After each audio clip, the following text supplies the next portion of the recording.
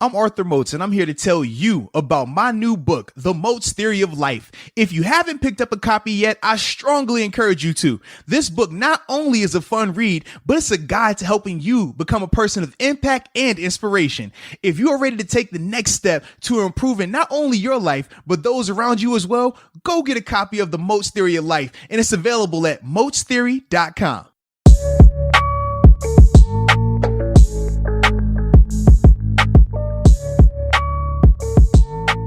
What's up? It's the Arthur Moats Experience with Deke. I'm Arthur Moats, and that's my main man, Deke.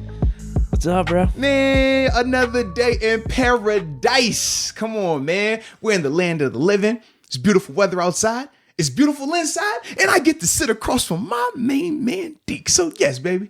I feel good today, man. How about yourself? I do too. I checked the weather. It's supposed to be warming up this week. That's good for the whole golf swing challenge and just golfing in general. I'm getting excited because this winter has been completely miserable here in Pittsburgh. So I am getting really excited. How's the Brad Pitt challenge going? Fight Club Brad not Pitt? Not bad. I kind of fell off this weekend a little bit. Had some wine on Saturday, but going into this, I thought, could I still do alcohol a little bit? Mm-hmm. And if I was going to stick strictly to wine. Okay. But I had 4 glasses. Okay. Next day, not really hungover or anything, but it's just like you need some of that junk food. Like your body's craving it. Yeah. So I didn't go as bad as I normally do. I go out and I get McDonald's. I get like 3 cheeseburgers and shit and just eat chips, Gatorade. So like I had Chef Boyardee ravioli. Okay. Had some like gummy candy and stuff. So like that's not that bad. But if I'm going to do this, I might need to cut out alcohol just to make it easier on myself. Well, I will say this. First off with fitness. It's a journey, not a destination. Exactly. Meaning, for those that don't understand that, meaning you're not going to just, I'm physically fit and it just stops. That's the misconception with it. It's more so you just create healthy habits, right? So that way once you get to that level of fitness that you're desiring, which for you is Fight Club Brad Pitt, well, cool. Mm-hmm. Once you get there, now you got to make sure you can maintain it. So you got to find, your healthy balance. For me, I tried to cut out alcohol.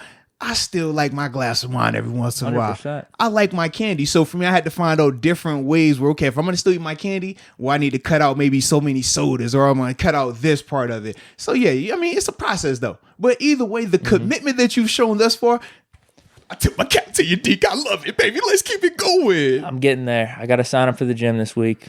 LA Fitness been bugging me nonstop about coming back. They're coming up with some bullshit rules. Because I stopped going there during the pandemic. My card expired. Or no, I lost my card, so I got a new card. They're trying to charge my old card, saying like, your membership's invalid now. I'm like, all right, I'm not even going to the gym anyway. I'm just going to let that slide. Then they hit me up out of nowhere that I owe a bunch of money. I'm like, this is bullshit. I haven't even been to the gym. But they're saying, we'll let you come back. We'll waive all that fee. I'm like, all right, whatever. Maybe we could make a good relationship here going. Hashtag the return. Yeah, exactly. I need to. Last week was the foundation, just trying to get good with the eating, the water intake. Because you're 2 weeks in right now, right? No, a little bit over than that now. It depends on how you want to say it, because whenever I talked about doing the challenge, I didn't set my date yet. Gotcha, okay. So it's been like a week since I set the date, 2 weeks since I said it on the podcast. Okay. So it depends on how you want to say it. I like it though, man. You like I said, you're still looking good. I don't know if it's just the thought of you working out. You might not even be working out anymore. You could just be over here. Yeah, man, I'm getting it in. I'm just doing what I'm supposed to do. And I'm over here like, well, you look good. You look happy. The diet has definitely cut a lot. But no, I haven't worked out that much. I've done like 50, 100 push-ups, probably 3 or 4 days out of this week. One for a long walk one of the days. So that's about it. It's really hasn't been that much a strenuous workout. And there's multiple ways, though. When you're talking about healthy living, you got some people who want to work out in the traditional sense, right? Lifting weights. You got those who are dedicated to solely running or cardio machines. You got your CrossFit crew. You got your yoga people. But a lot of people forget that dieting is the one constant, in terms of what you're putting in your body, that's just as important as any other style of workout you do. So it's not always I got to lift weights thing, but the nutrition element, that's a big portion of it, man. I know I need to start doing that, though, for this specific challenge. Nah, come on. Come on, bro. Shoot, if I see you on a Thursday, probably not a Thursday. If I see you on a Friday, though, I might be a little I might be a little hesitant. You know? Come on, bro. All right, probably not. But it still looks good, though, man. I like how you look, though, I'm baby. getting there. You look I'm good. getting there. Yeah. You represent Pittsburgh the right way. That's all. Thanks, you know what I mean? Thanks. You represented the right way. And you know somebody else who represents Pittsburgh the right way, right? There's a couple people, but I know who you're talking about. Yeah. I was actually going to start with Ben, but I figured he wasn't the main guy. So you're right. We're going to talk about the guy who represents the right way, Sid the Kid. Shout out to Sid the Kid, man. Just played in his 1,000th career game. Like, that's crazy. And the fact that it was all with the same team thus far, too, man. I thought that was huge, man. Big tip of the cap to him. Saturday, would have been February, I think the 20th, if I remember correctly. Sid the Kid went out there and obviously played against the New York Islanders. Got the dub on top of that, but he also played, like how he typically does. That's the part that, to me, was very special because you got some people who might have played in 1,000 games, but we could say, them 1,000 games was kind of rough. You know what I mean? Or it's like, he's in there, but he's not really in there, you know? But you think of Sid, it's like, no, Sid's been playing at a high level for how many of these games, right? Yeah. And then even in this game, you saw his impact starting it out and finish it, in terms of the 2 assists that he had and turning into critical goals during those time frames. So when I think of all those things with Sid, I'm just like, it was so fitting to see him perform the way he did, but more so for the team to win on his 1,000th game as well. And like I said, for it to be here with the team that he started with, I just thought it was a nice, nice another feather in his cap, another chapter in his book, the thing that we can just say, man, another thing that he's done that makes him great. For sure. Part of me was like, this 1,000th game, all the hype leading up to this. It's cute. We need this damn win, though. I don't really give a shit about this. Absolutely. So it is nice that both went together and he got the assist in the game and everything. Mm-hmm. But what'd you think of Jar? Past 2 games, he's looked really good. Past 2 games, absolutely. But like we've said throughout the whole year, I don't care about 2 games. Keep it going. Because the same way we going to highlight these 2 games, the 31 of 32 saves the 2 games ago, then obviously he went crazy last game, we can also point to what he did the 3rd game before that. Wasn't as impressive. So that's why for me, I'm like, keep it going. I want to believe it. Make me believe you. I'm looking for a reason to jump on the bandwagon. Trust me, I am. But I'm not going to just jump on it for the sake of jumping on it. I've done it before with Murray. I did it before with Fleury. You know what I mean? But they gave me something out of this. They showed me the end result was worth it. So hey, Jari, you want me to jump on the bandwagon? You know me. I'll bandwagon the heck out of this thing. It don't take much from me, especially when it comes to hockey. You show me a couple good things, I'm over there. Hey, all right. You see, I went and copped the Sid jersey. It didn't take me no time. I didn't even know hockey all the way. I was a Sabres fan. I was like, oh, all right, because I'm in Buffalo. Sid the Kid comes. I'm like, I don't know who this guy is. I like it. He's special. Give me the jersey. Let's go. That's what it was. All right. So if Jari can give me more of what he's showing me, because he looked good. He looked real good these past 2 games. Real good. Some of the saves, I'm just like, all right, let's go. Little glove save. Absolutely. And the one was completely on the defenseman where it was a 3-on-2. Yeah. The 2 defensemen covered the one guy on the opposite end of the ice and let him just go down and juke out Jari. It was like, what the hell's going on here? But I think about that, and I think about the game prior to that where he had the 2-on-1 that hits the crossbar, and that kind of like was about to lose the momentum in that. They would have tied it up, but how that whole situation played out, and then from there you saw his confidence continue growing. I'm like, all right, I don't care how it happens. Just keep giving me these performances because I do feel in these past 2 games, and I feel like with the Islanders and the Rangers, I feel like we're playing them like all the time now, right? Because of the way the new division is lined up. It's either Islanders, Rangers, or Bruins is one of them, like period. We're going to play them 4 times in a row. But in both of these matchups, right, when they're playing the Islanders and the Rangers in back-to-back series, even though we've technically dominated the series, right? I think we've only lost twice to those teams during that time frame. You never really feel like we got the game in control. It always feels like it's a 50-50 coin toss, like anything can happen. And that's the only thing I'm always just like, is that a Jari thing that I'm feeling like this? Or is that a whole team thing that makes me feel like this? But either way, I'm just looking for a reason to not feel like that. So if Jari can give me just some more of that, I'll be with it, man. I totally would. Yeah, and Letang started playing good too. Shut up. On the offensive end, right? I was a little surprised. I'm not gonna lie. I was a little surprised. I saw the first one, I'm like, all right, cool. Maybe it was fluke. We'll take it. No, he ripped us. He did. I was like, dang, go on. And then and it's funny because like you'll see Letang hit the one shot. Obviously, this would have been the first goal he had off of the Crosby and Malkin assist. You see him just like, all right, I've seen everyone shoot that shot and the goalie always stops it, always gets it. But to just see him with that thing. I'm just like, okay, I don't know what you had this morning for breakfast. I don't know if it was we're going to all get down on one knee and do the Sid Kid pregame tire skate. Did you see that when they all did that together? No.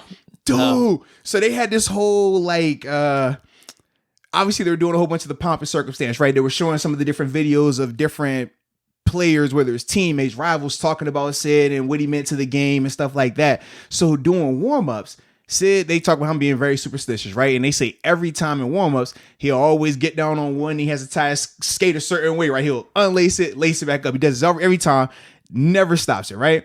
So since the guys know that, they all came out there, they warmed up in the 87 jerseys.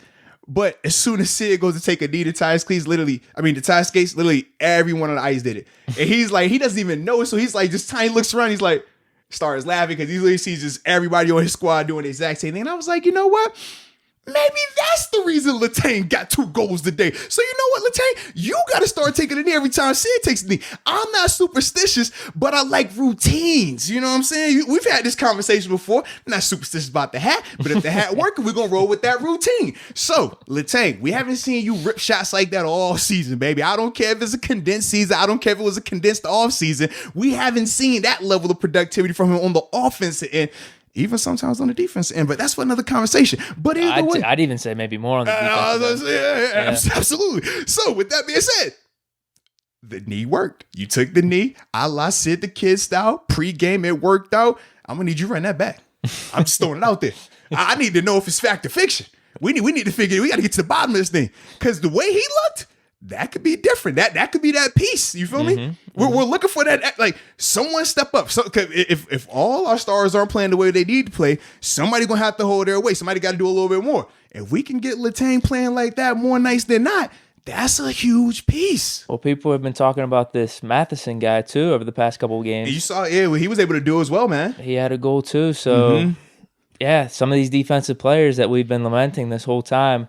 I know it's more on the offensive end this last game, but yeah, if you could get this all together, Jari starts playing a little bit better, there's a lot of hope. And to me, I think also what you just said, in terms of not just on the defense end, to me, if they can just play and be productive, it doesn't matter which end. We just need you being productive while you're on the ice, because we've seen scenarios where Sid has made a crazy save on defense and that turns into offense. We've seen how many times we've scored because we're able to create a turnover, right? But then we've seen a lot of the goals that we give up have won what? We're either on a power play or we turn the ball over in our own end, right? We've seen those scenarios as well. So to me, I'm like, anytime you're getting those type of players, your Mathesons, your Letangs, and they're just finding ways to just play good. It doesn't matter offense, defense, just playing good.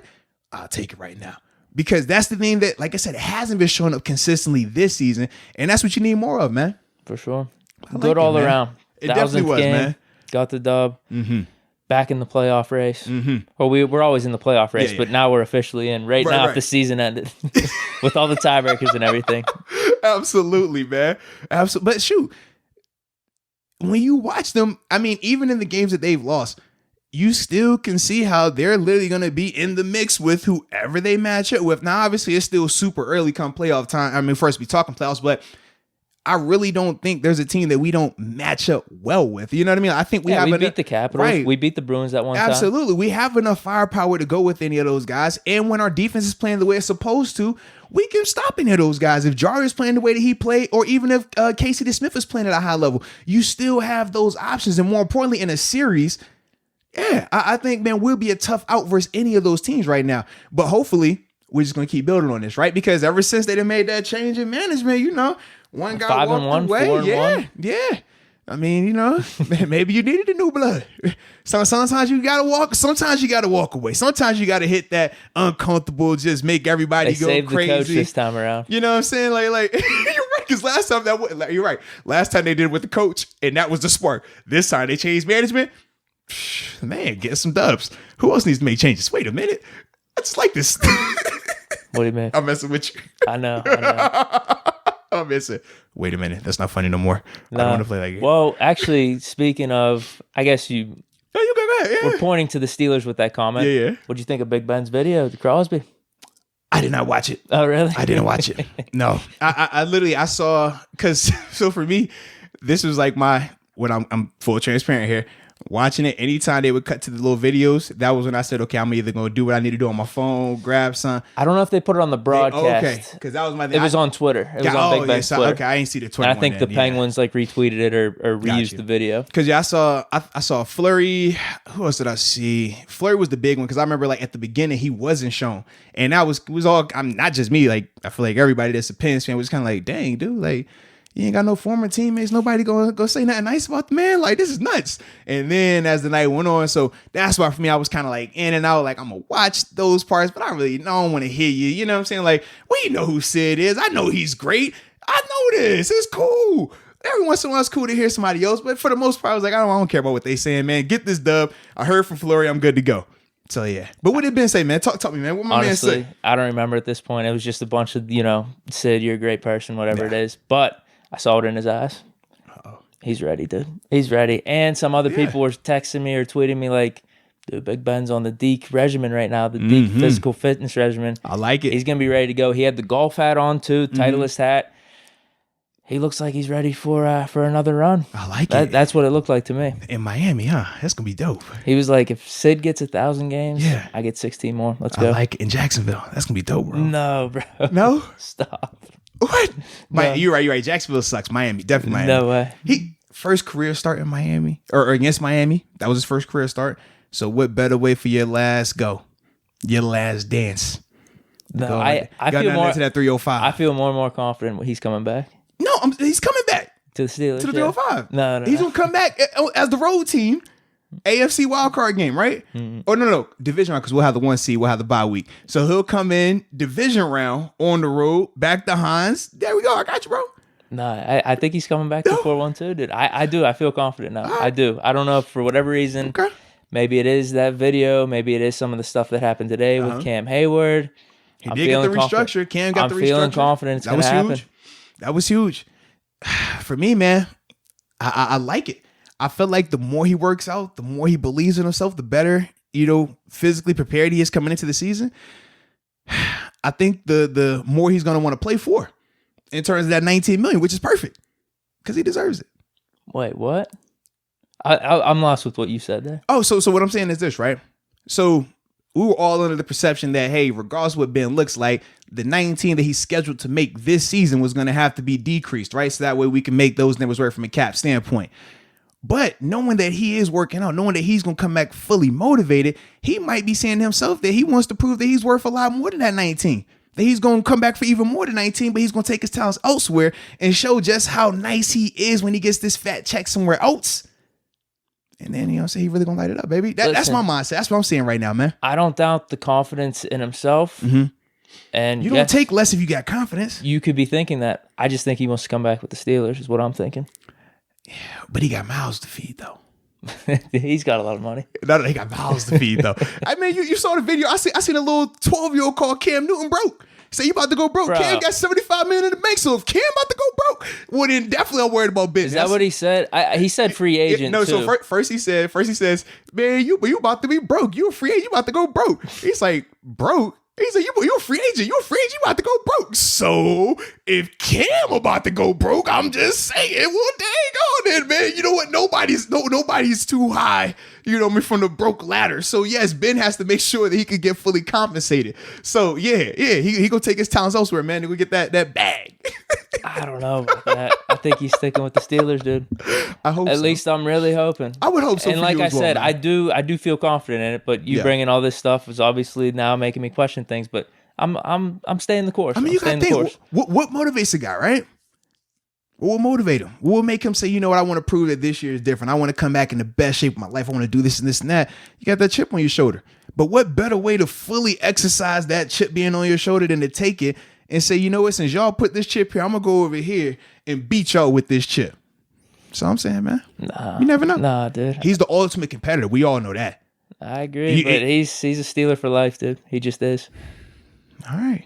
In my opinion, I mean, I'd be devastated if what takes place, what you're talking about takes place. But I feel like I'll be back with the Steelers, dude. All right, man. We're going to see, baby. It's going to be interesting. Like, there's got to be, I know you're kind of trolling me a little bit. I like to mess with you a little bit, man. I know you definitely are. But is there reason, like, you're You're this honestly, energetic, I guess, or this. Because for me, I look at it like this. It's an exciting time. And regardless of what happens, number one, for us, it's going to be fun because we're going to have something to talk about. But number two, I personally don't think that, outside of the team paying the $41 million in the cap hit, outside of that decision, I don't think there's going to be a wrong decision whichever way they go. You know what I mean? If they bring him back, but it's for a reduced rate, I don't have an issue with that because I still feel as the roster stands right now, he gives this team the best chance to win. So I don't have an issue with that if they brought him back on a reduced rate. If they cut ties with him altogether and say, well, look, we're going to use this year as a bridge gap to see, okay, can Mason or Haskins take the job? If not, we're going to draft early in the following year. I don't have an issue with that either. So that's why for me, I'm just kind of like, either way, it's going to work out in the long run for us. One, hopefully we'll have a little bit more success in the short term if Ben were to come back on a reduced rate and live up to the expectations you have for him, right? If he does that, great. We all go off and we're all happy. If he comes back, but it's for the reduced rate and he sucks, cool. It didn't cost us anything. We're all happy. Well, you might not be, but the rest of us, we all happy. But then it's like, okay, if they decide to just say, you know what, we're going to do a hard reset right now, roll with Mason and Haskins in that scenario that I laid out, cool. I'm not tripping on that either because if Haskins can ball out, if Rudolph can ball out, well, we got both of them for a cheap, reduced rate anyways. So for me, I just look at this scenario as for the Steelers, as long as you're not paying him 41 or 39 or 40, 30 in that range, as long as you're away from that, I think it's a win for them. So that's why for me, I'm just like, I think that either way it's going to work out, man. Well, what are you hearing? Where are you leaning on this? Well, it depends on who I talk to, right? Oh, you're getting mixed messages. Yeah. In terms of like, when we talked about my conversation with Ed Bouchette, right? Earlier on, probably this 2.5, 3 weeks ago now, right? Way different mindset in terms of a lot more optimistic about him coming back, but we still highlighted some things that he highlighted. But as a whole, the energy was what? He's more likely coming back. Then I tell you what, a week ago, we talked to Mark Bali. Now you start hearing this like, man, he making it sound like it really could go the other way. And that's why for me, I'm just like, I know how connected these two guys are.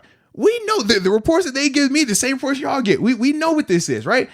But just hearing that's what made me change it a little bit. But now I'm just kind of like, thinking about it some more. And I just think that this is going to be a scenario where, as the organization goes, they're going to be fine as long as they're not paying 38, 39, 40, 41 million in terms of the cap hit this year. Now, for Ben, it's a little bit of a different situation in terms of how it benefits versus hurts him. And the reason, going back to, Kevin Colbert's comments, even when he spoke on how he would want to go forward, he said, man, I'm going to make sure that we do what's best for the team. And then I'm going to do what's best for Ben. He was very, very particular in terms of his wording, right?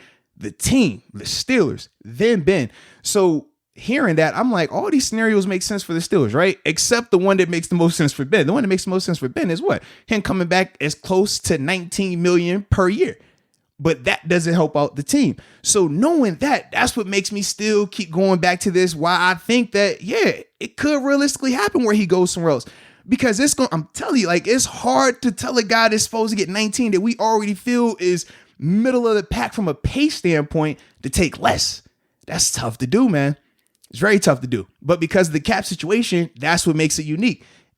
Now, we're going to see, like I said, with Ben. Ben is the only person that can answer that question in terms of how much he really wants to go out as a Steeler. How much he really, because we've seen it, like I talked about with Hines. We've seen it with the more decorated player in Troy.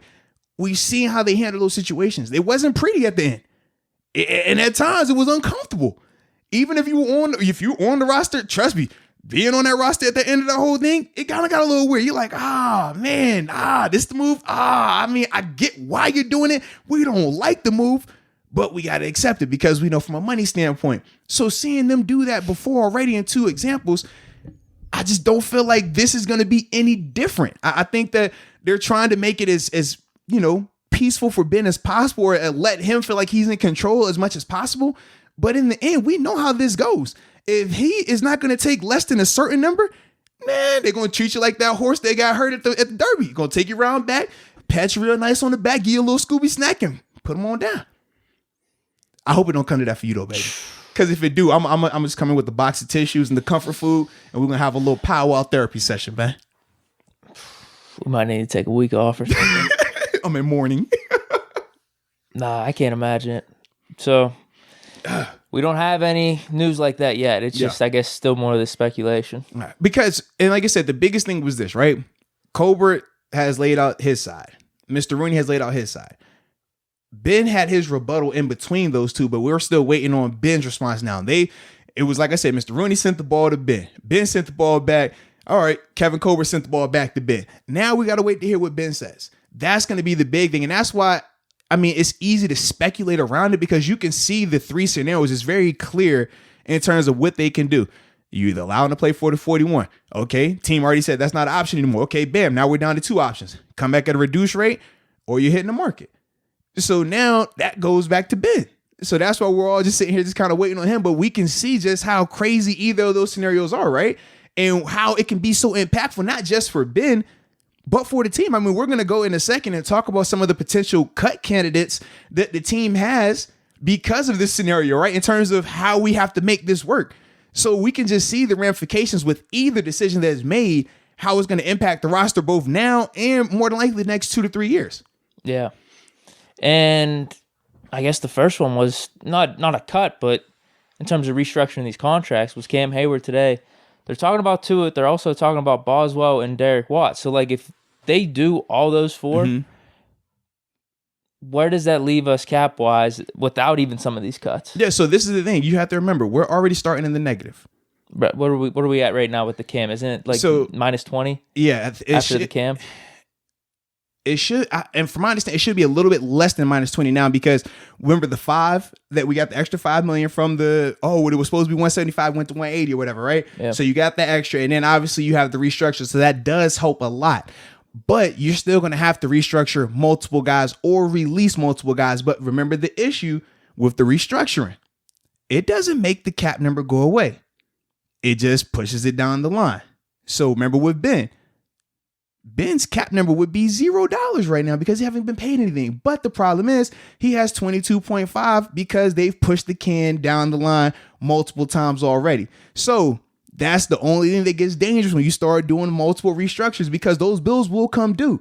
And if they come due, say a year from now, where you're having to do the full rebuild, no Ben, but you don't have the money to go out there and get a veteran to give you that bridge, it can get real nasty. So that's what you got to be careful with. I was looking at Cam's. I don't know if they updated it this quickly, but from what it looked like, it was if you cut him in the next year or two, that's bad. But you could, like, I think the last year on his contract, if you did that, it's not as bad of like the dead money and cap hit type of thing. Yeah, but either way, I guess they're assuming like, all right, we'll at least have Cam for maybe a year or two more. Yeah, but either way, the savings in terms of cutting Cam compared to the whole Ben situation is still far off. You know what I mean? But just because of the cap hit with Ben right now. That's the big difference. That's what I'm saying. For the next, I think, year or two after the year coming up. I think it's his last year. I think that's how they structure it. From what I looked at least. I could be wrong on that. Well, for me, I'm just waiting to see when with the restructured details come out, what that's going to tell us because everybody's a little different with it. I mean, for the players, it doesn't hurt them because you're just getting your money guaranteed for the season. They just take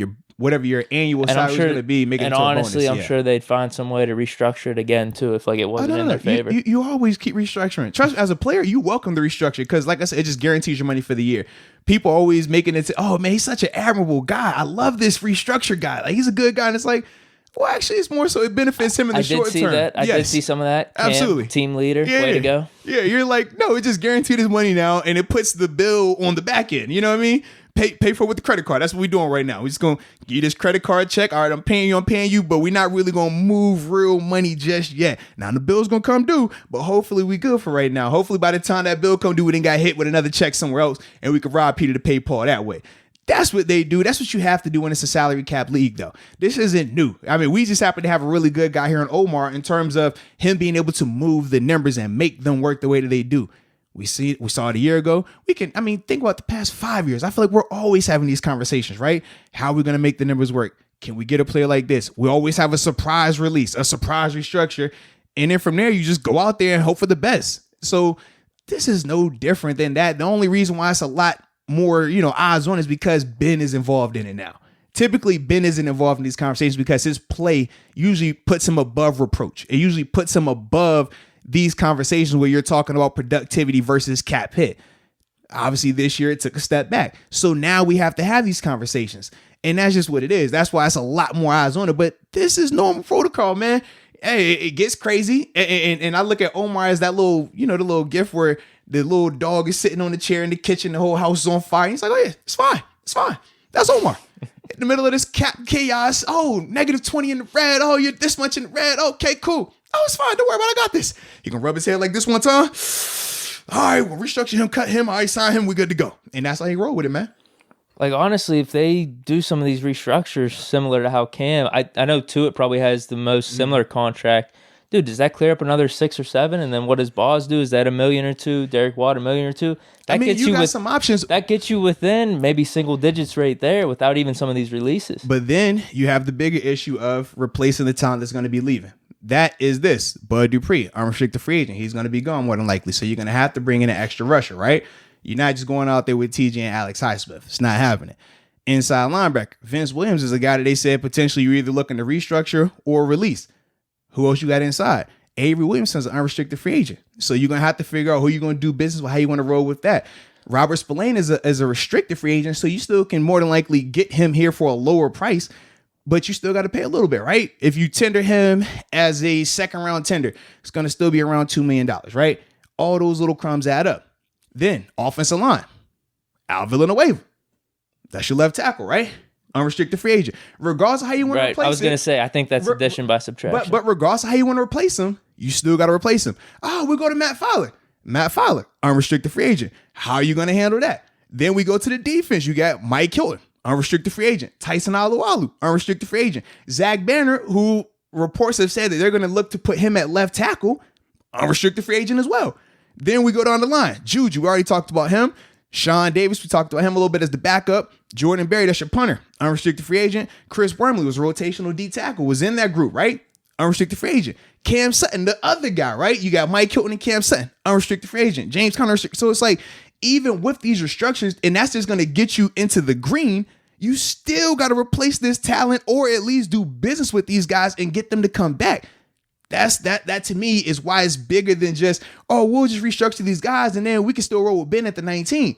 It doesn't work like that because the restructuring is just going to get you in compliance. That still doesn't replace any of these. And trust me, there's still more names here. Ray McLeod, that was the return man that gave life to special teams.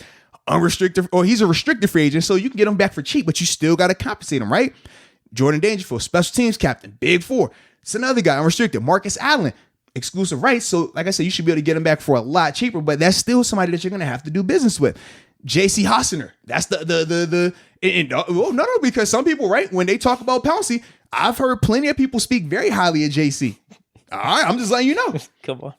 Okay, the same. So look, funny thing is this, right? The way you laugh about JC is how people laugh about Ben. No exaggeration. I'm just throwing it out there. So but either way, all right? Either way, just because of name recognition, we're talking about 2020. We're not talking about legacy. We're talking about what we saw this year. That's all I'm saying. No, baby. But like we've said, it's very 50-50. I mean, there may be people that say that, but there's a lot of people like me that think he still had a really solid year. I don't think it's a lot of people like you. I think it's like a diehard group of you, though.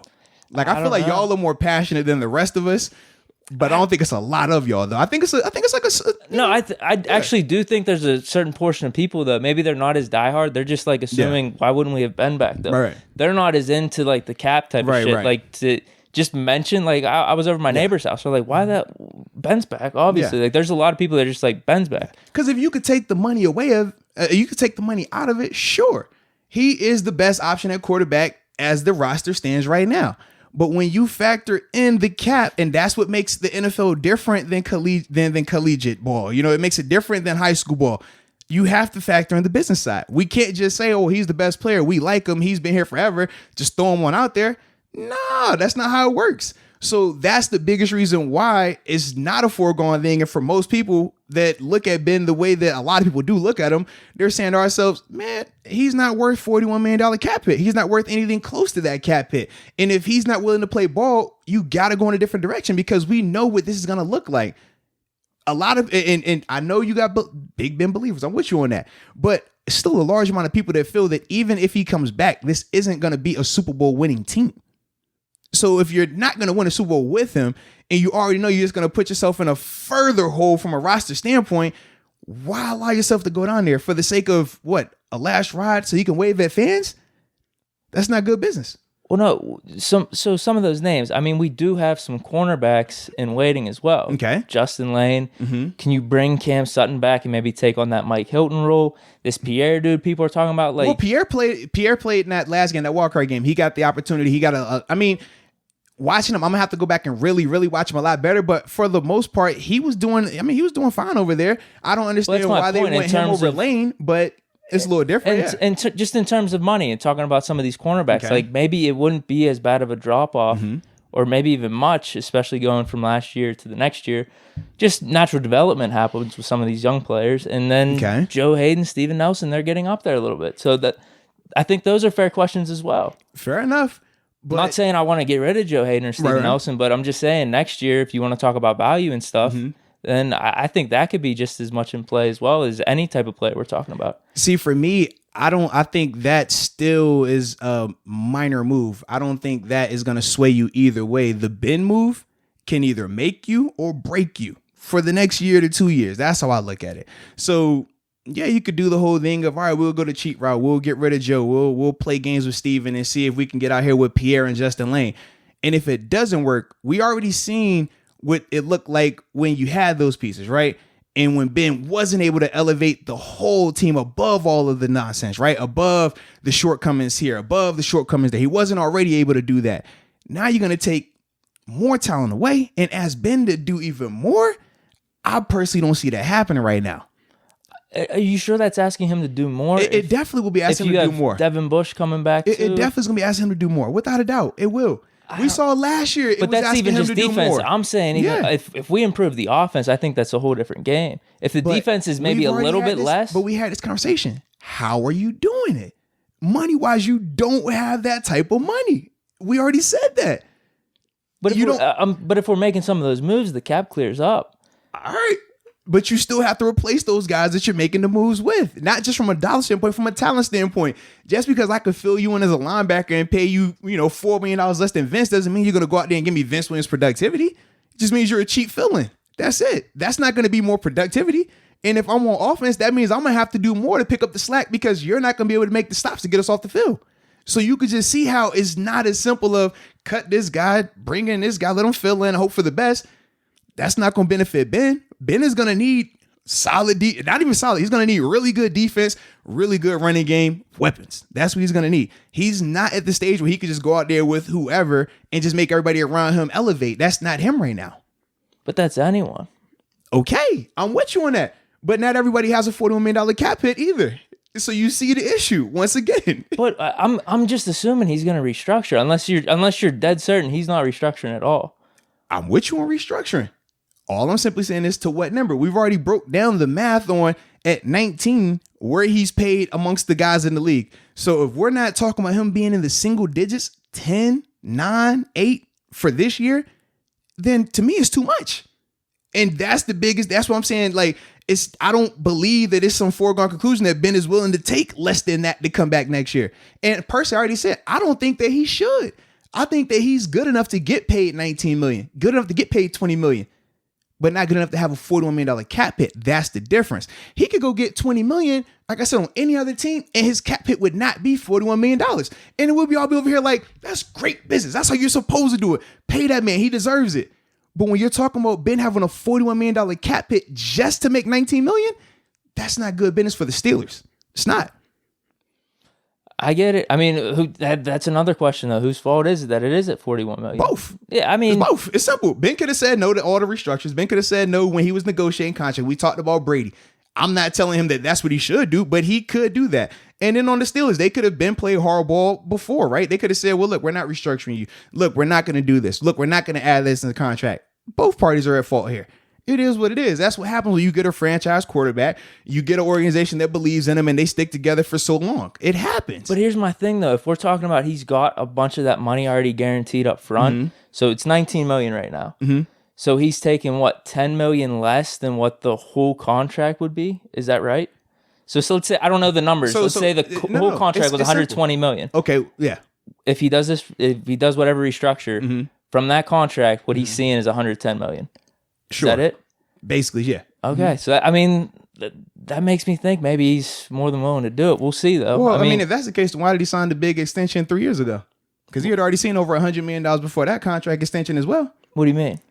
You just said, right? Oh, he would still get the 110 over the duration. So, I mean, that's not that bad compared to 120, right? That was you were getting at. That's not, yeah. Right. But my rebuttal to you was, well, why did Ben sign this deal that was going to pay him this much, knowing that the cap would get to this when he had already seen $100 million throughout his career before he did the extension? Yes, he didn't know the cap would get to this because the cap went down a bunch because of this COVID stuff. Wasn't it supposed to be $200 million? But we still knew his cap number was still going to be going. We all knew that was never up in debate. With the restructures, yeah. True, but we knew that was going to happen. That's not a surprise. I mean, the surprise was just how low the cap went in terms of it, not increasing to where we thought it would increase to, but the cap number was going to always be there. So that's the thing. It's like that wasn't a surprise. We all knew that. We had like what, 20 million with AB's dead money too? Okay, yeah. I mean, there was a lot of things there. We did want to do some of these restructures. Not just Ben. I'm sure we did some in the past that I don't have off the top of my head.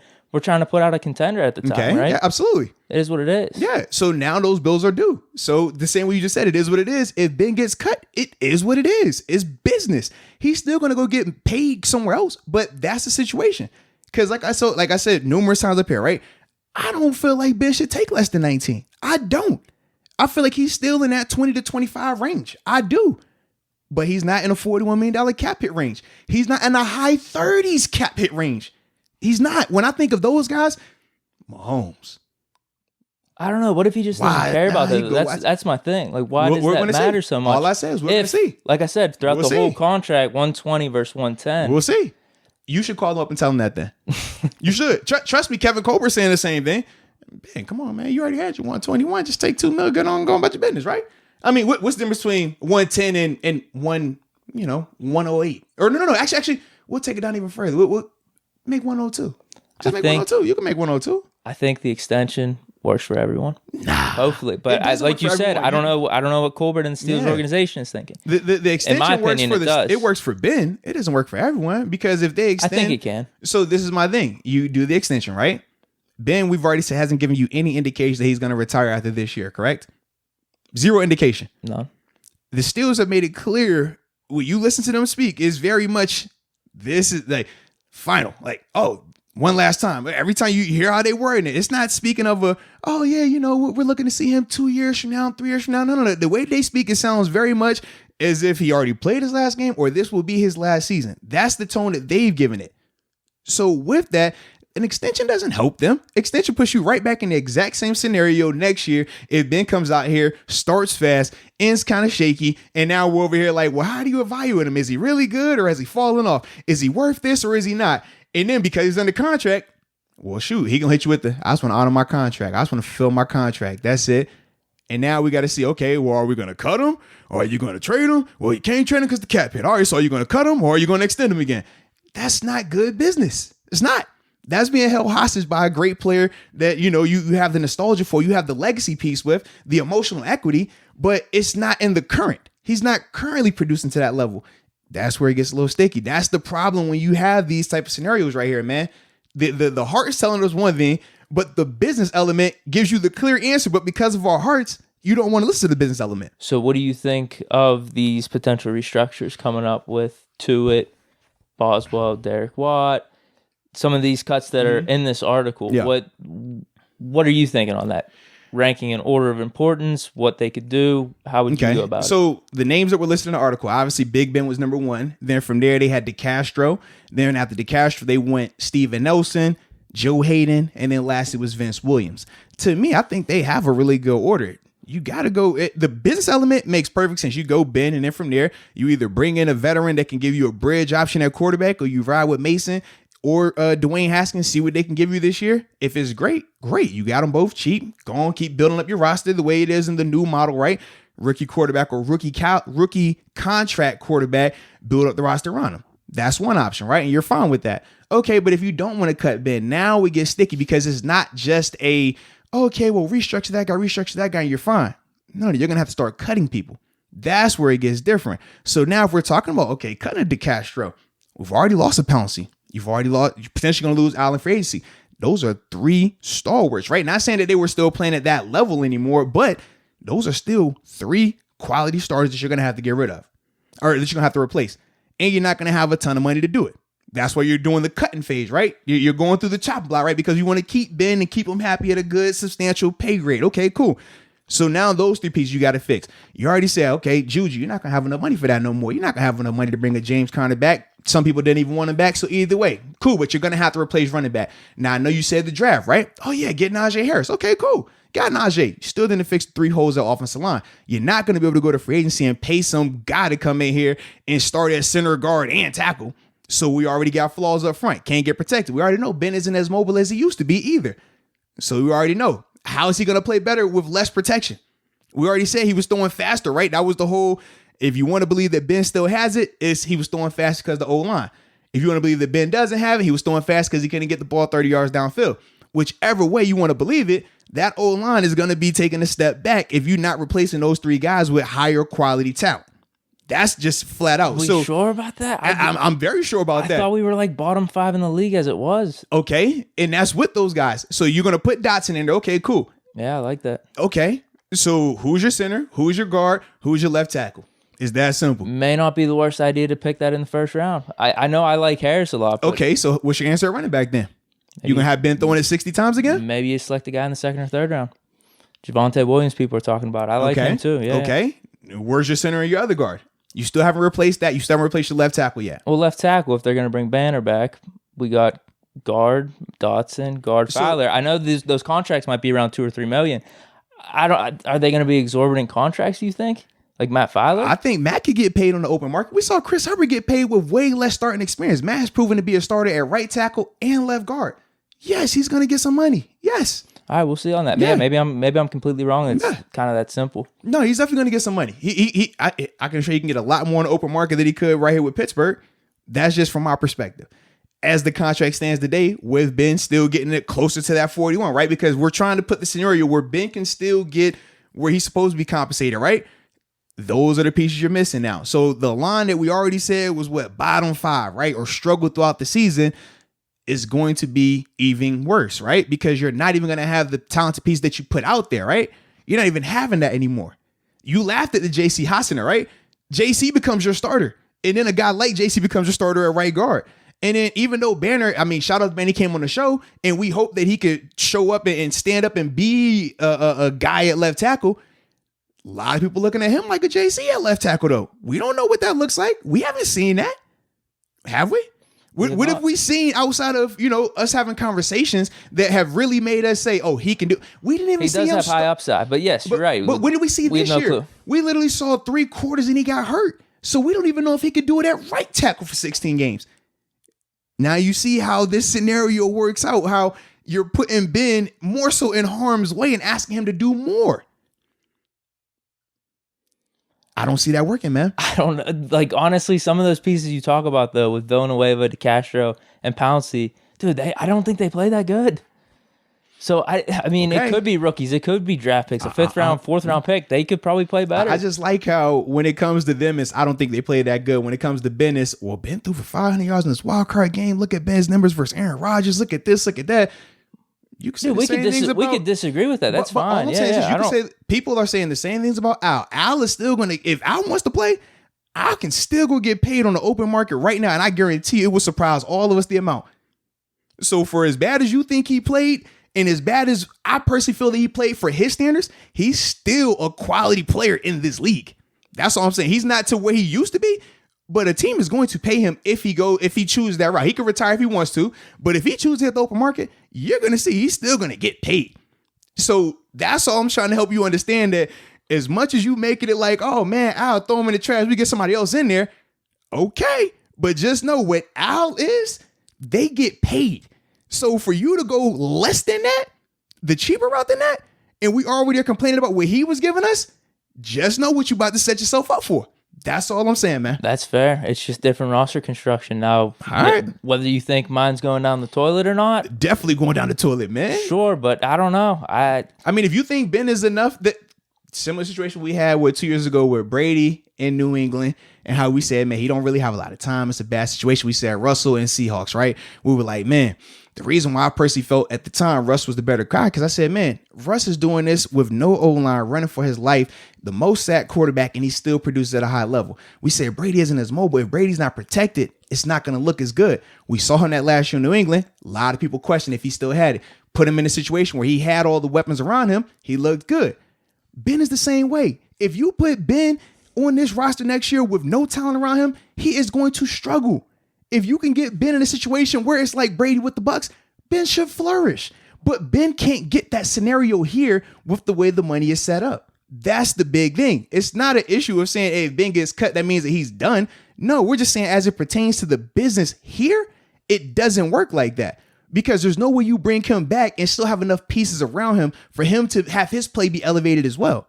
If you put Ben out there with the piece that we're talking about not being there and ask him to do more, he's not going to be able to do that. It's going to look very much like the back half of the season. It's going to look like Brady when he finished up that last year in New England. A lot of people looking at him sideways. A lot of people second guessing and asking, man, maybe he don't have it anymore. I don't want your boy to go out like that. I'm telling you, he goes somewhere else though, where they got pieces around him. He will look good. He will make you the happiest man out there. We know this. Listen, if we bring him back and maybe we're not able to bring him the amount of talent that you're talking about back, whatever it is, if we go more my roster construction, if we go that route, and it's a failure, I will say you were completely right. I was completely wrong. I will say that. But I don't know. I'd rather take my chance with how I'd want to do things. That's all. I mean, cool. If you want to lose what you got, lose what you got. I ain't tripping on it. Okay. Like I said, I'm going to have fun regardless because I'm going to be up here every week the same way when I saw you when you was going through the whole Duck sadness, Mason sadness. I have to come in here and patch on your back and get you through the moments. I'm going to be here regardless, baby. So if we want to roll with Ben and he stinks it up and we come in here every week and we reading questions about how much he's, falling off, cool. I'm not tripping. If he goes somewhere else and he's lighting it up over there, cool. We're going to come in and talk about him lighting it up over there. Either way, don't matter to me, man. Cool. Yeah. So what do we got next? I think it's your time, baby. For what? For what? What are you talking about? For what? Wait, do we have more on this or no? No, it's your time. What's it? This is the numbers. This is the time. All right, let's pull it up. Your time. We talked about Ben. He forgot his. That's your time. The first one, not the second one. The first one. Hold on. Yeah. All right. Hold on. I gotta pull it up. It's on my emails. It's on my Gmail. I thought it was in my notes for a second. All right, here we go. Damn it, dude. You got it right there. I just downloaded a bunch of different apps. Now I'm trying to find it. Dude, where is it? Okay, it was on the top left corner. It got extended up there. All right, cool. All right, ready? Yeah, here we go. This is the GOAT. I'm ready. Dude, you flipped your hat around for this one. I did. I'm excited. All right, ready? And I'm hot. The GOAT for number 5. This one I did up to 9 too. Sweet, yeah, because we're gonna do 4 numbers at a time, right? And I figured too, once we hit 10, then you're busting in the receivers a little bit too. So it's not just quarterbacks, kickers, and punters. So it's gonna be a little bit more exciting at number 10. Absolutely, but keep it at the 4 because otherwise it's gonna be just too many numbers we're working on. I'm with you. I like it. Number 5. Here we go. This one's interesting. I'm so excited. Joe Flacco. Kerry Collins. Oh, Super Bowl champ, Kerry Collins. Jeff Garcia. I was about to say, where's Garcia? I like Garcia. Paul Hornung. All right, interesting. Donovan McNabb. D. McNabb. Ooh. Blake Bortles. I don't like Blake. You know what he did to us. Come on, chill out. Tyrod Taylor. Oh, I like Tyrod's been twice. Bills, yeah. Number 2 was with the Ravens. This is Pro Bowl Tyrod right here, right? This is number 5. This Pro Bowl led the team to the playoffs out the drought, Tyrod, right? Okay. Just check it. Teddy Bridgewater. Teddy Two Gloves. Okay. Josh Freeman. Josh get all the second chances. 3rd chance, 4th chance, 5th chance. Everybody get a chance. Matt Prater. Ooh. Dan Bailey. Am I forgetting where did Prater play at? That was Oh, dude. I think Lions, Broncos. I remember with the Broncos. That's what I'm thinking about. Yeah, he's been around a little bit. I don't know if there's a 3rd team or not, but those are the 2 I remember at least. Dan Bailey. Dan, yeah. Bruce Gronkowski. That's the list of 5 that I have right there. Who do you have? Bruce. I'm sorry, man. I was just like, yeah, that's my dog, man. Gotta shout out to Bruce right there. Is that Oakland Bruce, right? No, Steelers. That's Steelers Bruce. He was 7. Okay. So shout out to Pittsburgh, Bruce. Now, I thought I got Oakland, Bruce. Is Oakland Bruce gonna make an appearance though? Do I have that? I do not. Not for 7. No. Cause I kind of like Oakland Bruce. I ain't gonna He beat us. He beat our ass. I know. That's why I like it. I was like, he looked good that game. You know. That pissed me off, man. The Raiders somehow have our number. I don't know how. I mean, him, Terrell Pryor. Hey, you want to look good, play quarterback for the Raiders. It just gets Steelers. You're good, man. Yeah. You saw what Carr looked like. Like, who is this? What's going on right now, man? It's nuts. All right. Who do I want at number 5? All right, I should go biasness. If that's it, yeah, I should go full bias mode and go Tyrod, but I can't do that. All right. I got Bruce, that's the former homie. All right, I could go there. Man, this hurts because I have the guy that I want to say, but because of who one of my favorite players were growing up, I feel like I physically can't say it. You feel me? Okay. So context, anyone that knows me, I love T.O. When I worked out at JMU, I worked out in tights only. I love T.O. We all know who T.O. had a big issue with. Yeah. A certain quarterback on this list. I was a fan of that quarterback too. Problem was I'm a bigger fan of T.O. So knowing that that's the issue, knowing that that's kind of my issue too. You know what I'm saying? If I had to side with someone, now when it happened, I didn't really know what the hell was going on. True. But like now how things are playing out, I kind of side with T.O. Seriously, man. Like, so for me, that's why I personally just can't do McNabb. It hurts me to do that, but I just can't do it. And he was in the division. You know, I was a Cowboys guy, the Eagles. You know, I get it. So with that being said, we're going to play it safe. I'm going to just go ahead and take it out to the Bay. Give me Jeff Garcia. Whoa. Baby. All right, give me Jeff Garcia. Dude, CB, for me. Like Garcia, he was cool. He had a T.O. He had a little T.O. run too, man. You know what I'm saying? He had a couple of good years. I was about to say, yeah, all right. There was a falling out there too, somehow, some way. It was. T.O. and Romo, there was no falling out there, right? No, I thought his fall was more so with the organization. That's what I thought too. Yeah, it was more organization then. Okay. Yeah, Romo was his guy. Absolutely. And then, nothing really happened in Buffalo and Cincinnati. Yeah, he was straight in Buffalo. I think he had J.P. Losman, or he might have had Trent Edwards up there. He had like over 800 yards, and then he balled out with the Bengals. Since, I loved it. Because that was Ocho and that was my rookie second year in the league. I had to see the whole Batman, Robin, Ocho, this TV show and all that. So yeah, I remember literally coming on that field. You remember the TV show, right? The little dating show. I did. They were one of the first ones to do it. So I literally remember this. No exaggeration, right? I've spoken to Ocho 2 times on the field. First one was obviously him in Cincinnati. I run on the field and I'm like a little kid. I'm just like, he's like, yeah, watch this. Now, obviously, he ain't go out there and ball out against us, so it worked out. I went out here and actually had my thing. We had to worry about Cedric Benson. God bless his soul. You know what I mean? He was the one I was first time I ever got ran over in my life in the NFL. I do remember you mentioning him whenever I asked you about like your top running backs. Going against him. He was in like your top 3. Yes, bro. Yes, it was different. Like I said, for me, going into that moment, I had only been put on my back once. And that was my freshman year training camp versus one of my boys. Like, this is one of my brothers to this day. Like, came through. He's the fullback. I'm supposed to go out there and hammer him, which is outside leverage, knock him back. He set me down. My butt hit the ground. I had never had that. I had that shock look on my face like, whoa. Like, did I just hit the ground? Like, it's kind of like watching, you know what I'm saying, Ali go get knocked down for the first time. Whoa. That's how I felt. So up until then, it hadn't happened again. And then Benson came out there, and I was like, Lord have mercy. What is this guy? Where did they find him? What are you made of? I've never been hurt like this. It hurts. It hurts me to tackle you right now. So that was all in that game. But that was the first time. The second time I talked to Ocho was when he was in New England. It was dope then, too. I ran on the field like a little kid again. I'm like, oh, that's Brady. We ain't worry about Brady. Ocho. This is like right after he's river dancing and doing all the other stuff. And this time I looked at him and I was like, yo. Because remember, he was kind of up in timeout when he was in up there. He had to be real quiet. So I remember looking to him. I was like, yo. I gave him that. Like, yo, you still that guy? And I always remember that because literally the next play I got a sack. So it was literally like, all right, I kind of felt like, yeah, you saw me a couple years earlier. I was a baby. Now I'm giving you we peers. Even though obviously, way mega star. But at the moment, you're just like, yo. It was that moment. I got that sack after that. Oh, you couldn't tell me nothing, baby. Him up in New England, yeah. I mean, you might have been above him, dude. You know what I'm saying? I was hey, you gotta get, that look was good. We're here now. It's no longer hi. Yeah. Had to let him know. But with that being said, that's what we're going Jeff Garcia, baby. That's right. See, this one's tough for me because McNabb, definitely like a staple in my football watching days. He was a great fantasy quarterback too. Blake Bortles, though, secretly. You know how garbage time hero, dude. Like I swear to God, I was in 2 quarterback league. What I mean by 2 quarterback leagues fantasy, is you have QB1 and QB2 starting. Because if you do like just starting one quarterback, there's actually like a lot of really good quarterbacks that are still in free agency. Just because of how good the position is. So if you do a 2 quarterback league, like quarterbacks become really valuable for depth purposes. Blake Bortles, dude, picked him the 1 year. Flyer, late in the draft. He was like a top 5 quarterback that year in fantasy because of all the garbage time.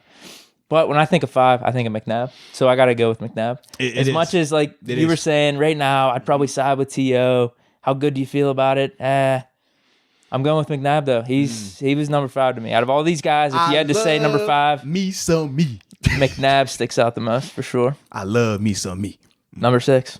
You ready for 6? I'm ready for 6.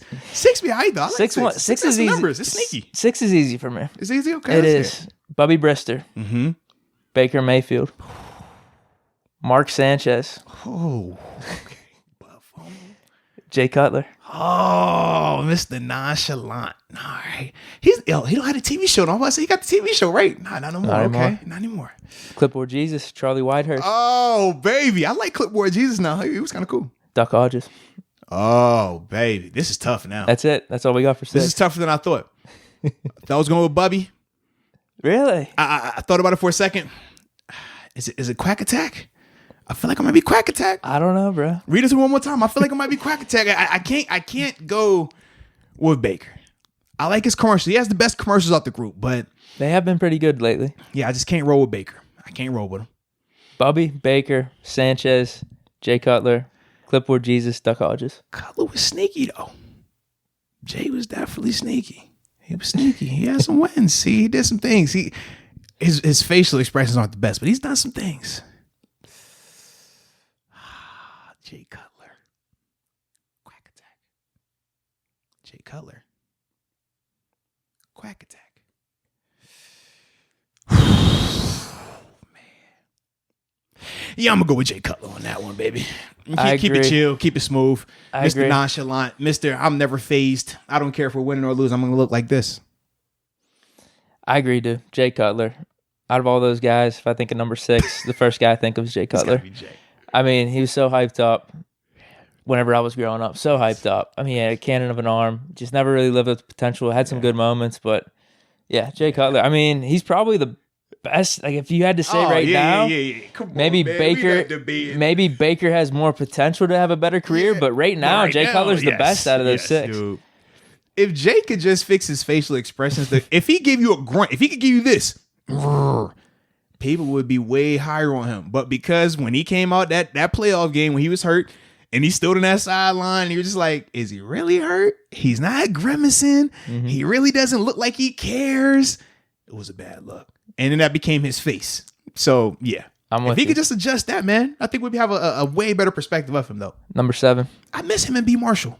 I like him. Oh, yeah. That was always a good combo. They could cook. Absolutely. Yep. They could cook. Yep. Denver and with Chicago. Both. Absolutely. Number 7, Michael Vick. Well, we already said these, but you just want to you read them off. You just want to hear some more 7s. I know who you want. There's a lot of 7s. It's only 1 7 to me. Mike Vick. Yep. You can stop the list. Jaws.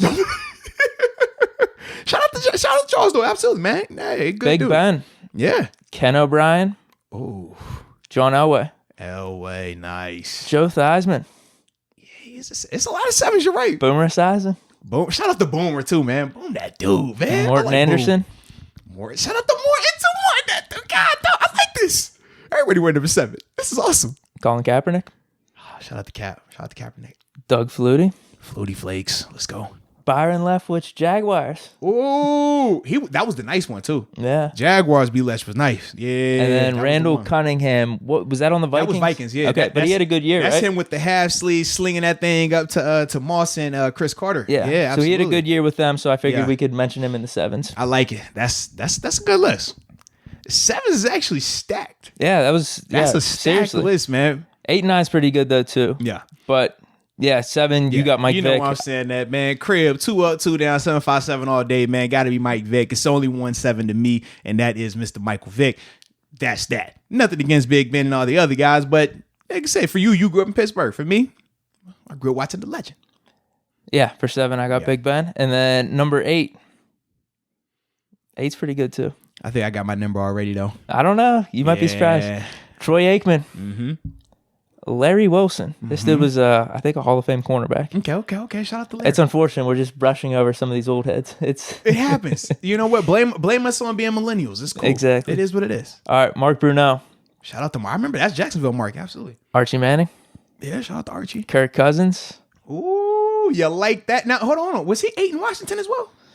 Yeah. Yeah, so he's... Yeah, okay. He was 12 for 1 year. That's what I mean. And then he was the 8. rookie year. Yeah, okay. So then, I like that. Lamar Jackson. Jackson. Marcus Mariota. Ooh, he had a flash in the pan for a little bit. Steve Young. Some work. Steve was nice. Matt Schaub. I remember Schaub. Houston Schaub, right? Yeah, Houston. Absolutely. Matt Hasselbeck. Didn't Matt Schaub play with UVA, right? I have no clue. I think it was UVA he for probably him. did. Yeah, I think it was UVA. I said Matt Hasselbeck, right? Hasselbeck, yeah. Matt Hasselbeck. Kind of an underrated career. I like Matt, man. Tommy Maddox. Him and Tim. Oh, that's your boy. Yeah, Tommy Gunn. That's your guy. Okay, Rex Grossman. Oh, I forgot about Rex. Hold on. Rex played in what? Washington? Rex played Washington. Did he get one in Denver? I don't know, dude. I just remember, you might be thinking Kyle Orton. I don't know. No. I definitely... Oh, man. But keep going, though. He played with Chicago. I mean, that was his main team. Okay. I don't know where he played outside of there in Washington. You're right. Those are the two that come to mind for me. He probably has like another team or two. He had another stop in there, but I like it, though. Denny Dimes. Okay. And then this is just the throw in there Here we go. For nostalgia. Dante Culpepper on the Dolphins. Oh, hold on. What was the year with the Dolphins, though? Were they good that year? I don't know. No, they weren't good. I was going to say, was that a good year? They weren't good. Because you know the Dolphins, they weird like that. They'll have that one, crazy, fluky season, like the first year they did the Wildcat, right? It's like, whoa, where did they come from? Pennington. Or you get that random Tannehill year. It's like, all right, y'all kind of nice this year. Okay, cool. It's weird. Mm-hmm. All right. Who you picking? For me, man, this is simple. Troy Aikman. It goes back to the childhood, the nostalgia. Told you I was the Cowboys fan growing up. Troy was the guy doing those years. So any of those big four, any of those big guys in terms of your Aikmans, your Emmitt Smiths, Irvins, prime times, anytime we get in numbers during that time, that's what I'm going to associate with those guys with 90% of the time. Sure. And to be honest with you, I was thinking Steve Young right off the bat. Yeah. Because Steve Young was crazy back then too. But for me growing up, I think all right, I would watch him go against who? My guy Aikman. And you know my dude. But I am actually going Aikman. I like the 3 rings over the 1. Talk about it, man. So even though a lot of people feel that he's overrated. Aikman? Yeah. Because he doesn't have the stats like that. Yeah, he's a ton of talent around him as well. A lot of people feel like he's overrated, man. He was a leader, though. He wins. I know. That's all that really matters. He's got 3 rings. He got 3 rings. And I don't know how he performed in those Super Bowls and whatnot, but I'm assuming he performed pretty good. He performed clutch. Well enough, right? I mean, you got to win, 3 or 4 playoff games each of those playoff runs. Absolutely, man. So, that's why I'm going with Aikman, too. Dang, I love when you do these numbers, man. What you got? Number 9. What else we got? Number 9, Sonny Jurgensen. Okay. Shout out to Sonny. So a unique leadoff. Okay. Matt Stafford. Tony Romo. Carson Palmer. Palmer was nice. Drew Brees. Tommy Kramer, Vikings quarterback back in the day. Okay. Jim McMahon. Headband McMahon. Okay. David Garrard. Huh. Yeah. He was nice in Jacksonville, though. Shane Leckler. Not so Steve nice. McNair. Nice. R.I.P. Justin Tucker. Nick Foles. You know how I feel about Foles, baby. You know I like Foles. Chris Boswell and Joe Burrow. The boss. This is loaded, too. I think there's a legitimate case for Burrow if you want to include somehow, some way. Stop it, man. College. If you want to include that somehow, some way. I don't want to hear, but I don't care about any of that, man. He performed his senior year. This is the NFL. I don't care what you did in college, man. I don't care. I'm not going to put him there. I'm just saying I thought of it, though. Him smoking the cigar afterwards, that type of season he had. I don't care about none of that. I get it. Stuff, I get man. it. You can take that college, fold it up real nice, and just get it on out of here, man. I won't care about no college ball. Oh, man. This is tough. The Boz is in there, baby. You know how I feel about the Boz. Boz got me out of some stadiums, man. Boz got me out of multiple stadiums. Listen, I've never carried a person off the field. We picked out Boz and carried Boz. I don't even like kickers. You see, it's just silly Pouncey, Rob G, and me. Boz, you hit for 50 plus. Wouldn't even like kickers. So the fact that he did that, it makes me feel like I'm compelled. It's my guy. You know what I'm saying? Yeah. It's my guy. Like, jeez. But then you got Aaron McNair. I loved Aaron McNair, you know? I was a big Aaron McNair fan, Tennessee Titans. I loved it. It was weird because I loved it so much. I forgot once I went to Buffalo that, they don't like him so much because of how everything went down in the playoffs. Forgot about that. And I was like, but I like McNair, man. It was my guy. That was like one of my real, like, I understand the game Super Bowls. And I remember physically being sad seeing that ending where they stretch the ball and he don't get it in that zone. And you're like, oh God, that's how it ends. Like, this is epic. This is beautiful. You know what I'm saying? Greatest show on turf is Aaron McNair. I loved it. But then you got Drew Brees. I mean, we know what Drew Brees is, man. Drew Brees is like, on the Mount Rushmore of quarterbacks, or at least in that conversation, right? Some people knock him because he played in the dome, which in this situation, I might have to use that because, Aaron McNair, he had to play outside. You know what I'm saying? He ain't had a dome. He did have Eddie George, though. And it was a forward pass, for the record, on that throwback, the Music City Miracle. It definitely was a forward pass. So should probably hold that against that team as well. And since he was on that team, that's a knock for him. So I guess I will go Drew Brees, unfortunately. I'm surprised you didn't go Romo. I thought you were maybe going to think Romo with Cowboys. Romo, but for me, I was Aikman. Romo was kind of like the JV version of Aikman for me. I'm sure. So it's like, I like Romo a lot, but if I'm taking, JV Romo versus Drew Brees, I'm gonna go Drew Brees. So, but for me, it was literally Drew Brees and then close second because of the nostalgia, because of the impact on the game and what it meant for that quarterback position, Steve McNair. Like I said, man, you know how I feel about him. Sure. Yeah, it's clear to me. Can I get an honorable mention? I thought you was gonna go with Boz. No, Drew Brees. Boz. Drew Brees is number 9. It's the Wizard of Boz. Drew Brees ain't won you no games. He done lost you some games. Nah, Drew, we know what he's done throughout the course of his career. He's beaten us. You won't like that?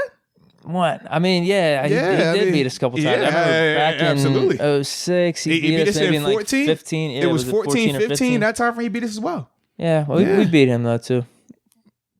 What? 18? Was that 18? I don't remember. Game, right? I think there was one on Sunday Night Football. I could be wrong on that. The Juju AB game. That was the last time we had him, right? Well, we got robbed on that one. That's a whole nother story. Oh, we didn't win that game. He beat us that. That's what he beat us then, yeah. The refs beat us. But I'm just saying in general. I'm just saying. That was a game that we were on the short end of, and he was the quarterback. I'm not going to knock him for beating us. He's got next number 9. You're going to be saying Brady for 12, huh? Dude, that one's going to be a whole discussion. Jeez. I can't vote. After all that heartbreak they've supplied your guy Ben and this team, you're gonna vote for them? Come on, man. It ain't like that, but no, it is like that, man. We take it personal around here. We taking it. I'm switching. I'm not going Drew Brees anymore. Give me Aaron McNair and then give me Boz as number 2. I'm switching. Yeah. So you got McNair? I want McNair at 1. Give me the Boz at 2, and then give me Drew Brees at 3 since he beat me. Okay. Yeah. Yeah, I got to go Brees, dude. 12 will be interesting, though. 12 will be interesting because there is the Steeler loyalty. Mm-hmm. There is something to be said for growing up in this era of the past 20 years. But there's also people that watch Terry Bradshaw, and they have the Steeler. We already know loyalty. where you're going with this, man. We see how you feel. Where's your Steeler loyalty, I'll just be interested man? in the comments, man. Where are your Steeler loyalties at? It's there, but I just got to be real with who I associate with these numbers. That's all. Why you want to be real now? You live in a fantasy world. The other times, let's live in a fantasy world now, man. No. I'm in the fantasy world. McNair is the way better quarterback. Boz is the way more impactful player. Drew Brees got carried because he played in the dome. Can't win the big game either. He ain't better than Ben. I am taking Ben for sure. I'm taking Ben. Okay, I was just checking with you. We're not talking 7 versus 9 or anything here. We just wondering. You never know. Yeah, that's it for the numbers. God, I like it. We got another segment, right? What you got? If you want to do it still, if we got time. So I just want to do overrated, underrated, properly rated, and we're going to focus on the Steelers rookies. Absolutely. Let's knock it out. I'm with it. Chase Claypool. Properly rated. Properly rated. I'm going underrated. I don't think he's underrated for me personally, just because, number one, he was still impactful. He still had the stats. He was still one of the focal points. I think the biggest thing was them just trying to figure out how to best utilize him, between if the issues were with the protection or if it was with Ben's arm strength going downfield. That's why I think it's properly rated, because we're not looking at him as a megastar right now. We think he has the potential for that, but I don't think he's shown enough to be in the conversation of like your Justin Jefferson just yet, right? obviously Justin was the focal point up there, right? He got a lot more attention. So that's why, to me, I think that he's kind of right where he's supposed to be, but he can easily, take that next step depending on how this quarterback situation plays out. I think that he could definitely do that though next year. I think that's why I got underrated. I think people might be sleeping a little bit. I think he could be, I don't know. There's a lot of good receivers in this class, but he could definitely eventually be like the top one or two. Jefferson's on a good pace, but maybe he could be a solid number 2 out of that group. I mean, there's other good receivers, but that's what I mean. I think people are sleeping. Class, man. I think people are sleeping. So Claypool, I got underrated. Because for me, you got to think about this, right? Was Claypool the leading receiver on the team? Technically not. So just think about in terms of how we view our Steeler receivers right now. Not even throwing out the numbers. When we talked about the receivers this year, it's what, man, you got Juju, right? Juju's the guy. We talk about Deontay, and then you go and you start talking about your Claypools, right? That's where he kind of gets in that conversation. To me, the fact that he's the third option amongst Steeler Nation in terms of how we view him, but that's the thing. But no. But think about this though. If he's still the third option from a statistics standpoint, or even from a how we view him standpoint, but he still was talked about nationally, if anything, a lot of people might even be saying he's a little bit overrated just because of the attention that he was getting. That's the only thing. Well, that makes sense why you have him properly rated. That he kind of fits the mold, just right in between there. Yeah. All right. Next, we have Alex Highsmith. Oh, man. A lot of people are hyping him up. Well, you know why? Anytime, roster moves need to be made, we look at the next thing and I say, that's the guy. He's going to be the savior. I like to hold judgment. I don't like to just jump and crown people. So I'm going to say he's properly rated as well. Because we saw when he had the opportunities, it was a little bit of a mixed bag, right? We saw him do some cool things. We saw him do some not so cool things. Then obviously he gets hurt in the wild card game, so we don't even get to see him for, the whole second half of the biggest game of his career at that moment. So it's like, all right, I don't think that he's overrated. I do think that he's going to be fine. I mean, I like what I see from him on tape. He does some really good things, but he's still inconsistent. He's still young. So that's what I'm going to say properly. I don't think that he's underrated, though. But we could see, though. I mean, if they go out here and say, we're going to, spend a little money to get an edge guy, we're going to draft an edge guy in round 1 or round 2. Well, now definitely Highsmith becomes underrated because now the team isn't looking at him as the guy opposite TJ. They're looking at him as more of a rotational piece. And I think that he can definitely be a starter. But I don't know if he's going to be like Bud Dupree level just yet. I know people are ready to crown him for that right now. He could be Bud Dupree. That's what I mean. I don't know. Do I want to say overrated right now? Based off some of that hype. Right. What do we see to make you feel that, though? That's my thing. That might just be within Steeler Nation. I'm thinking nationally, he's probably properly rated. There is some uncertainty there of like, could he replace Bud Dupree like that? He had some good moments, so I'm going to say properly rated too. Yeah, because it's a lot. It's going to be, a lot of questions going to be surrounding him because we talked about how when Bud went out, the defense changed in terms of how it looked. The pressure wasn't the same that was created. For me to just throw it out that he's going to replace Bud Dupree and do that, I'm like, dude, it took Bud a couple years to get to that.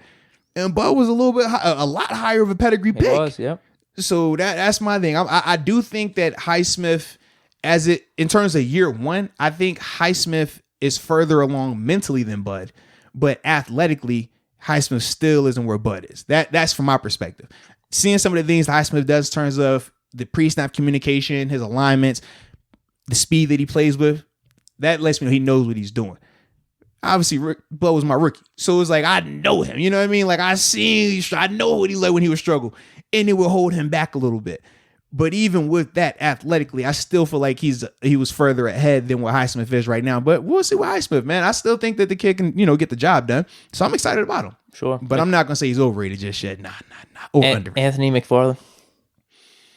I don't want to do this. I don't want to do this. I don't want to do this. I don't want to do it. Oh God. Oh man. He came on the show. What? Came on the show. With all due respect, Mr. McFarland, I still believe in you. I still hope that you can prove me wrong because I think that you got some stuff. Now, the juice you play with the speed, you just got to kind of get that home, get it under the realms a little bit, right? You're kind of like Wile E. Coyote or the Roadrunner. I see your legs spinning, see the smoke coming up, but you're kind of all over the place. So with that being said, respectfully, overrated. A lot of people were high on him. I know. We were super high. I think that died down, though, a little bit. That's the problem, though. if you're that hyped up coming into the season and it dies down, what did you do? You didn't live up to the expectations. That's the prime example of what? Overrated. We talked about him potentially what? Oh, man, is he going to come in and take this guy's spot? Could he take that guy's spot? We said the Dallas game, man, he got the start. Man, they're putting him out there over healthy James Conner, over healthy Benny Snell. Numerous opportunities. We would say what? He's out here a lot. But we ain't seen a lot of productivity, though. He's fast, but he ain't really made anyone miss yet. He hasn't really, like, took one the distance yet. We talked about, right? Man, he got the speed that can go 80. We never saw it. At least Benny gave us a 20-yarder. You know what I mean? We saw Benny give us a little bit of a burst. We even saw James Conner give us a little bit of a burst. We never got to see that from McFarland. Yeah, with all the expectations surrounding him, that to me goes under the overrated cat. Because like with Highsmith, I never felt that Highsmith was supposed to come in and take over outside linebacker. We said it's Bud and TJ. But at running back with McFarland, we said, man, hey, we don't have a back that can do what he can do. He could be the guy. We said that, and then it started to look a little more Dree Archer like. And shout out to Dree, that's my guy too. No disrespect, but it started to look a lot more like Dree than what we were expecting from him in terms of, oh, maybe he can be like Fast Willie Parker. Maybe he could be like this guy.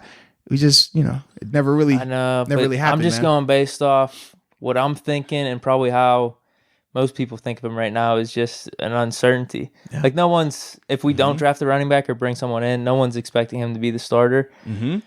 So that's why I think properly rated right now. It is unfortunate that maybe you could have argued way back in the middle of the season overrated. So I guess how do you go from being this guy that we all have such high expectations? Think about it. You came up here yourself and said I was excited. He might be better than J.K. Dobbins. We might have got a steal right here. We saw numerous people say that, and we're not even gonna act. I don't think I said J.K. Dobbins. I would rather take J.K. Dobbins. I was talking myself into the McFarland. A ton of people spoke on that pick and said, "Oh, the Steelers won. They got McFarland, who's better." I've seen numerous people say better than J.K., and I remember saying like, "Y'all lying to yourselves." It's the reason why J.K. Dobbins is J.K. Dobbins. I understand McFarland's a Steeler. I understand we got to make it sound good for us at the time of the draft. But not once was there anything on tape to make us feel that J.K. wasn't the better player than McFarland. Steeler Nation tried to sell you that. And now here we are not even 12 months later and we're talking about, well, no one really has a lot of expectations for McFarland. If it works, it works. If it doesn't, it doesn't. That's a far cry. Not even 12 months. We're not even to the draft just yet. Think about that. And you've already said, hey, man, expectations, if you draft a guy, you draft a guy, great. If not, who cares? It's McFarland. That's bad to me. So. Yeah, I guess I'm just going off of how the season played out and how I feel now. But yeah, I do think he was much more hyped during the regular season. But how things have played out, it's just... So that's what I'm saying. Like that's I get it. I think you're going based probably more or less off of how we're recapping it, right? Recapping it. I think I'm maybe going off of just how I feel right now, though. Yeah, but I can't get to here without recapping what it was coming into the. That's like if we drafted a guy 10th overall, and not even 12 months later, we're kind of like, he's just, he's kind of like lukewarm water. It's kind of like salt that's not really salty. It's kind of like a, lollipop that's already had the flavor sucked off of. It's kind of like bubble gum that doesn't really have flavor anymore when you chew it. Yeah. That's not what you expect when you take this guy at 10th overall. That's not what you expect when we drafted him and all the hype was better than J.K. Dobbins or on par with J.K. Dobbins. He wasn't even in the conversation with a J.K. Dobbins. He wasn't. And like I said, it's not against him. It's not a knock on him. But with all that being said, to me, man, that's big time overration, man. All right. Who do we got next? I think we got one or two more. Yeah, I don't like talking about my guys like that, but I like it. Let's keep it going. I mean, does Carlos Davis even make sense? Can we do that? Or we can. Yeah, we can definitely put it. I don't have a rating, to be honest with you. I'd probably just say properly rated. Am I rating the right hook or the left hook? All right, but chill. Was it the right cross or was that left? I think we only got one more, unless you want to do Davis. I don't really have much of a take. Yeah, I feel like Davis is properly rated. Obviously, he didn't have the same level of opportunities as everyone else, but when he did get those opportunities, I mean, he did enough where we weren't up here bashing him. He was kind of in the Henry Mondeau conversation, right? When you got rotational guys, late round draft pick guys like how Carlos was, you don't really expect a lot from them. So if they're first off making the team, that's a huge plus. This dude was a 7th round D tackle. Who cares about 7th round D tackle? Not offense to him, but just in general. Like, you're not typically with the draft, 5th, 6th, and 7th rounders. You don't even anticipate them making your roster. Those guys are solely just there to make the guy who was already on the depth chart, just make him work a little bit harder. And whoever wins between these bottom barrel guys, you get the spot. So the fact that he was able to make the roster as a 7th rounder D tackle, it's not like he's playing special teams. That means he had to do enough, to get out there. And then obviously he was getting a hat. It wasn't like he was an inactive type the whole season. He got, a helmet. He played in some bigger games. So to me, I'm like, all right, you know what? I like you, man. You're cool. You're properly rated right now. Kevin Dotson. I mean, you might even say he was. I might even say that Davis could be underrated a little bit. Oh, could be. Oh, okay. 7th round draft pick. I could say if you're not expecting this guy to make the team. Period. When we drafted Carlos Davis, what do we both say at the end? Cool. If it helps, cool. But he's more like in the middle. Because we had Big Dan at the time. We brought in Walker from XFL too. And then you had who was already? You had Wormley was still a guy that was like, oh, could he play inside? Could he play outside? What are we gonna do with him? Big Dan still had Tyson coming back, so we weren't really even caring if Carlos made it or not. But the fact that he made it, the fact that he played enough, and we're having this conversation as he's still on the roster, here end of February, it's like, you know what? Yeah, underrated. Let's go. Kevin Dotson. Extremely underrated. Talking about being a starter, he's properly rated. To me, at least. Yeah. I'm saying Pro Bowl type of season this year, hopefully. Although there have been some stuff that floating around on Instagram that they do have him ranked kind of high amongst rookie offensive linemen. I'm just saying he belongs in the NFL offensive lineman class too. Put him in that top. So I'm trying to think. Your top guards right now, you got your Quentin Nelson. I'm just saying, watch out. He didn't get enough opportunity this year. That's another reason why you could say underrated. Should have got more opportunity. Well, he's going to get his chance. That's what I'm saying. That's what I'm saying. I'm giving you the eye emojis. Watch out. Watch out for Dotson.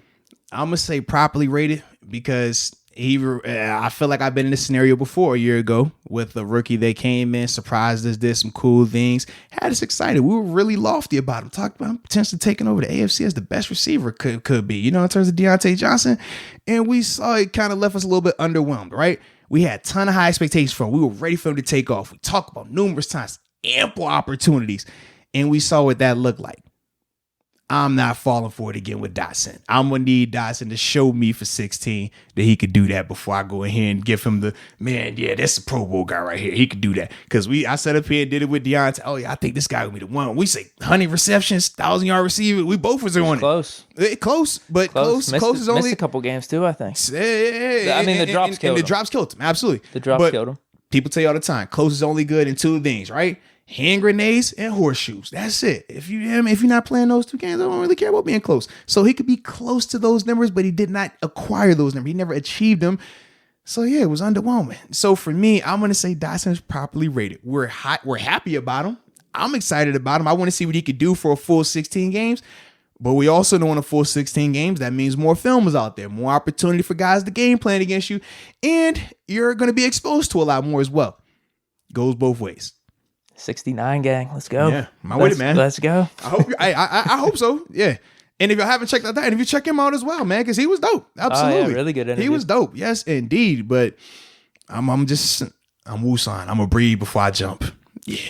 I think that's it. I mean, we could say Antoine Brooks too. I don't know if that's in the Davis class where. Yeah. He did have a nice game against the Bengals. He did. And I'm not going to lie. A lot of people were skeptical if he was going to make it or not too. Like I said, you start getting to that back end, it's like honestly, probably me personally, I overrate him because I think he could just jump in. We put Edmonds down in the box. We'd have an awesome defense from that standpoint. But I don't know if you could. Yeah, I don't know. Probably the real answer is properly rated though. Yeah. I don't know. Still young. Super, yeah. I don't know. I like that idea though. Because when we drafted him, we thought of him as potentially like a hybrid safety, correct? Correct. Kind of like your Morgan Burnett type. Yeah, so that's why I'm high on him. Absolutely. Like I said, personally, maybe I overrate him a little bit. I can respect that. I'm going to say properly related for me, just because like with him, I mean, we really didn't expect him to make it, but he made it. Okay, cool. But I feel like he got less of an opportunity defensively than Davis. But obviously, Brooks played more on special teams. But we're not looking at him as solely a special teams guy. We're talking about him as projecting for defense. I mean, it's weird to say this. Because I'm just thinking about him and another like young guy. I'm low key more high on a guy like Pierre, the corner that came out. Dude, I'm a lot higher on him than I am Brooks. You know, so dude, I'm seeing thumbnails and shit on YouTube about this Pierre guy. No, because like he played well in the playoff game, and that was kind of like the big thing of, well, why did he get the opportunity over a guy like Justin Lane? Right now, obviously, I haven't looked into the situation enough to see if maybe Justin was dealing with the injury or anything going into the game, or if he started it out, had some issues. Like I have to go back and like watch it. But Pierre, from just him on the field, he was okay. He didn't kill him. Was he technically a rookie last year? I mean, I'm sure if we look at it, I mean, I don't. Was he on some other team before? That's what I'm saying. I don't know. I don't know off the top of my head, but either way, he's still a very young guy in terms of playing just football at the NFL level. So to me, I'm higher on him. You know what I mean? I'm ready to flirt with the whole, is he underrated? I'm ready to flirt with that a little bit more. Okay. Because with Dotson, we expect Dotson to come in and be the guy. We expect him to come in here and be a start for the rest of the season. You think he could be a Pro Bowler?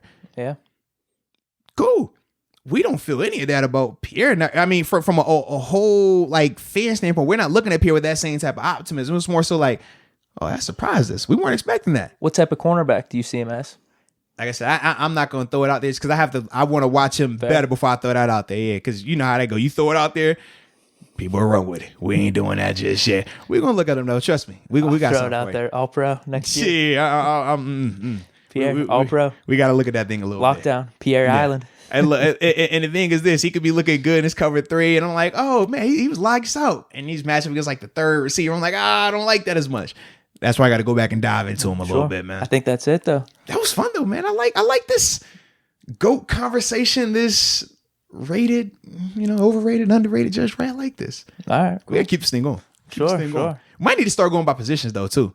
Instead of just because obviously we started with the rookies, but like, we got some options with that. Something like that. It's up to you. If you want me to keep coming with this heat. Heck yeah, man. Heck yeah. That way, just in the kitchen, just cooking it up clockwise, counterclockwise. Don't hurt the wrist. I like it, baby. Appreciate it. So shoot, man, that was it. Dang, thought we had y'all for 2 hours.